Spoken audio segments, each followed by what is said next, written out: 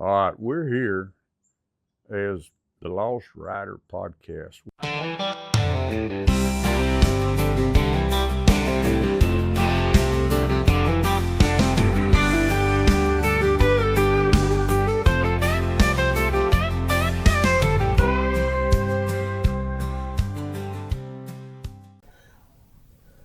Good morning and welcome to the second half of this week's News from the Camp House. We're here this morning with Mr. Cole Payne.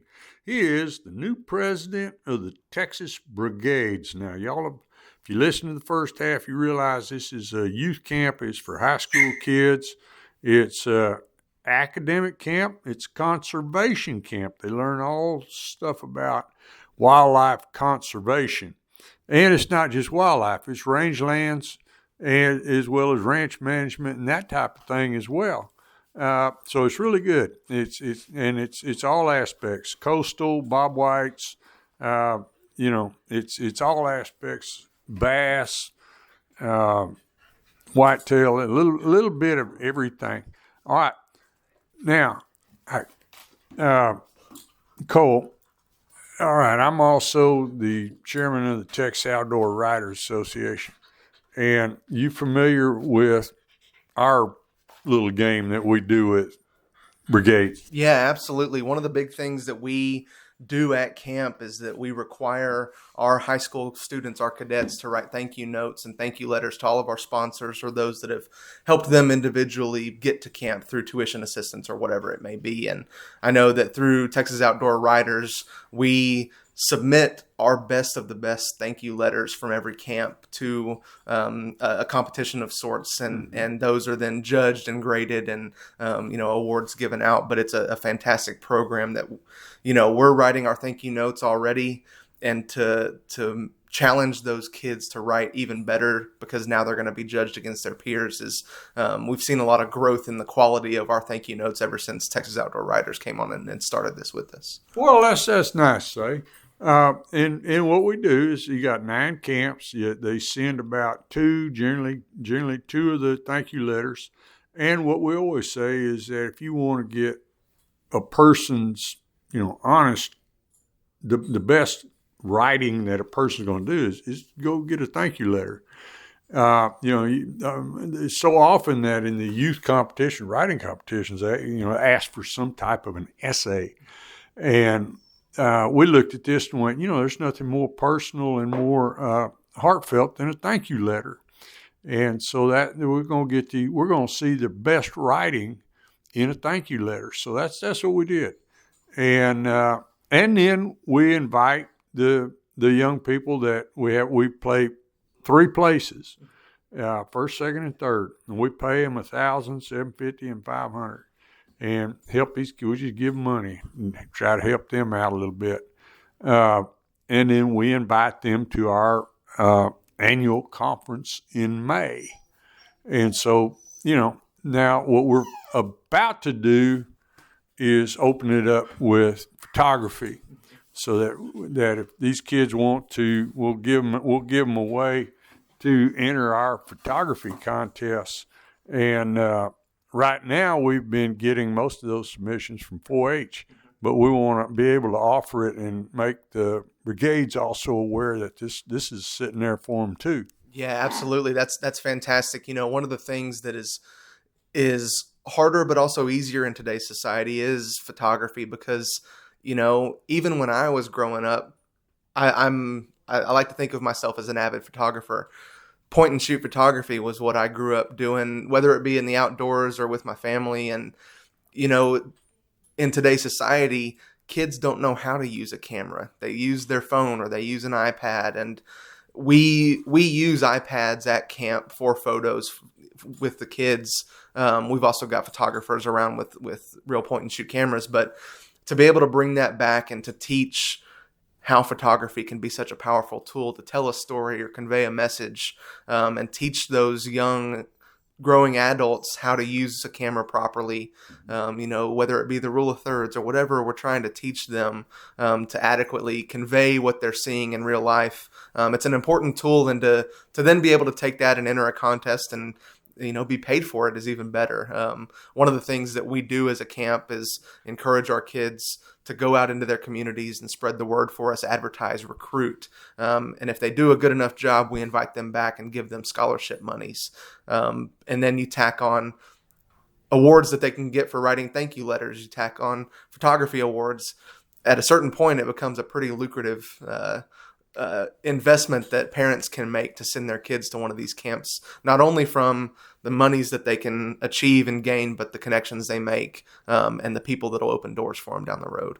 Absolutely. Absolutely. Okay. And yet people that can open doors for them down the road, that is such a major part. And I think when I was that age, I was just too stupid to embrace that and to even understand it. But these kids are sharp. The kids that we see at these camps are smart kids. And some of the contacts that they're going to get, the professors that come out and talk to them, the experts, everybody that comes out, like we said, these are academic camps. They do about as much classroom as they do outside, if not more. And they keep them busy from, 6 in the morning till 11 at night just about.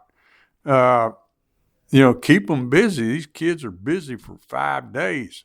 And they learn stuff, and they're happy to do it, and they're energized. There's a structure to these camps. Can you explain that a little bit? Yeah, absolutely. And to touch on that, we often think of our camps as a crash course in wildlife management, a college level entry course, and we're able to pack a lot into our 5-day summer camps. We roughly have these kids at our facilities for 100 hours. And I would say that on average, we're awake, moving, and learning for 80 of those hours.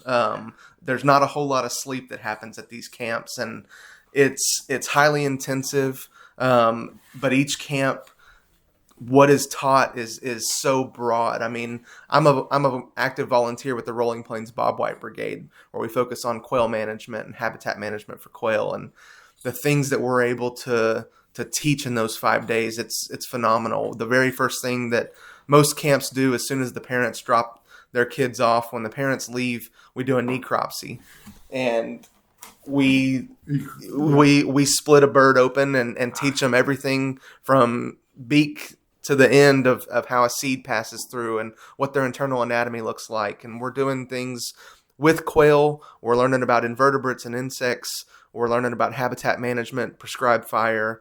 We do a lot of public speaking, teamwork, leadership, skill building that will help our cadets in the future. And like you said, the doors that are opened by our volunteers, we couldn't do this without our volunteers. And so many of them come from private entities, they come from government agencies, they come from colleges and universities. And, I love to think about my own story and what it did for me. Of the very first program I went and spoke to when I left my first Texas Brigades camp was a conference in Waco, where I'm from, called the Black Land Income Growth Conference, put on by AgriLife Extension.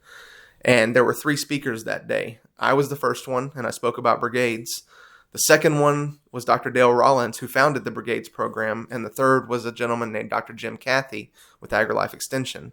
And I, being a 16-year-old kid, got up and gave my spiel. And Dr. Cathy stopped me and said, "Do you plan on going to A&M one day?" And I said, "Yes, sir, I do." And he said, "Well, when you get there, come find me, and I'll have a job for you."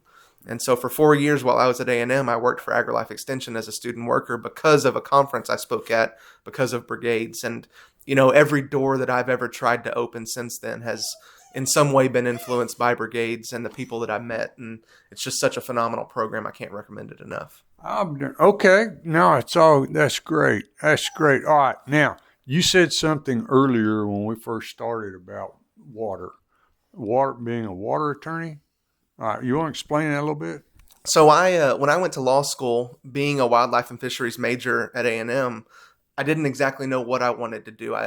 Law school was something that I chose to pursue my senior year at A&M, and I'm so thankful that I made that choice. And I ended up going to Texas Tech's law school up in Lubbock.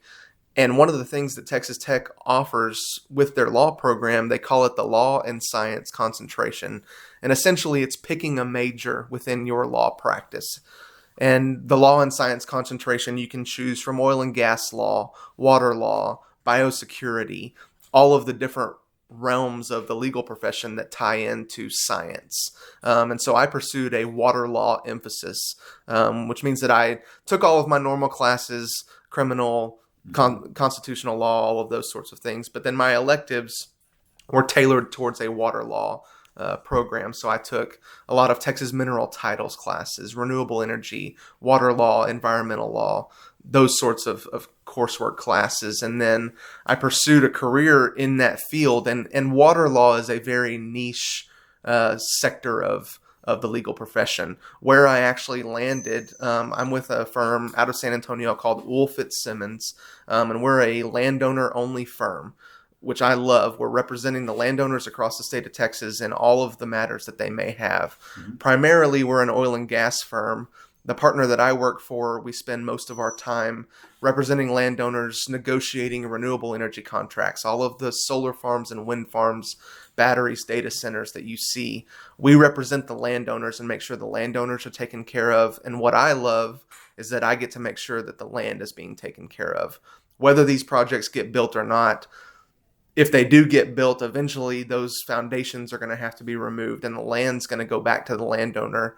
And it's my job and our job as the attorneys to make sure that the document that gets signed ensures that the land is being taken care of, whether now or in the future. And while I don't get to do water law specifically, there are a lot of water law-esque concepts that I've learned. We work on a few water projects, but primarily we're doing renewable leases. We also get to do conservation easements, which are fantastic, and I love doing those, where we are taking a piece of beautiful ranch land, working lands in Texas.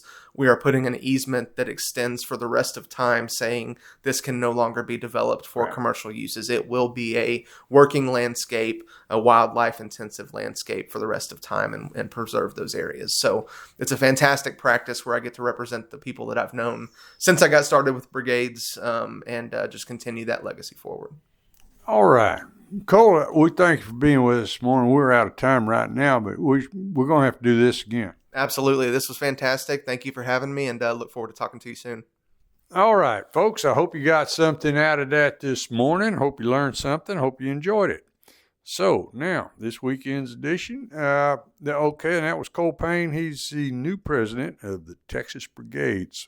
So hope everybody enjoyed it. Now, go out, have fun, be safe, have a good time. Y'all just remember, pretty much any day is sure a good day to be out in the woods.